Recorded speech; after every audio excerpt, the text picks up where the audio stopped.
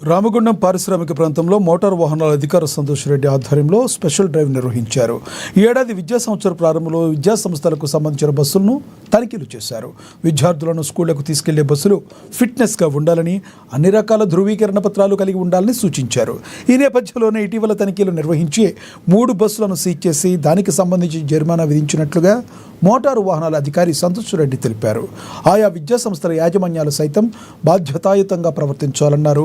ఇష్టానుసారంగా విద్యార్థులను తీసుకెళ్తే ప్రమాదాలు జరిగే పరిస్థితులు ఉన్నాయని ఆయన హెచ్చరించారు. నిబంధనలు పాటించని యాజమాన్యాల బస్సులపై చట్టపరమైన చర్యలు తీసుకుంటామని హెచ్చరించారు. పాఠశాలలు తెరుచుకున్న సందర్భంగా 12వ తారీఖు నుంచి స్పెషల్ డ్రైవ్ నిర్వహించడం జరిగింది. రామగుండము మరియు గోదావరి ప్రాంతాలలో గత 12వ తారీఖు నుంచి ఈ రోజు వరకు 3 వాహనాలను సీజ్ చేయడం జరిగింది.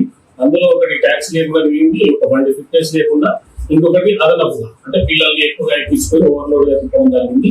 ఆ 3 వాహనాలపై ప్రభుత్వ పరంగా చట్టపరంగా వాటికి తగినటువంటి శిక్ష ప్లస్ రుసుములు కట్టించడం జరుగుతుంది. అట్లాగే పాఠశాల యాజమాన్యానికి బస్సులు మెయింటైన్ చేసేటువంటి సిబ్బంది వారందరికీ తెలియజేసేది ఫిట్నెస్ లేకుండా ఒక బండి కూడా రోడ్డుపై రాకూడదు. ఒకవేళ వచ్చినట్టయితే చట్టపరంగా తీసుకోవడం జరుగుతుంది. కళాశాల యాజమాన్యం మీద కూడా చట్టపరంగా చర్యలు తీసుకోవడానికి మేము సిద్ధంగా ఉన్నాం. రోజు ఉదయం మరియు సాయంత్రం ఈ వాహనాలు తనిఖీ చేయడం జరుగుతుంది.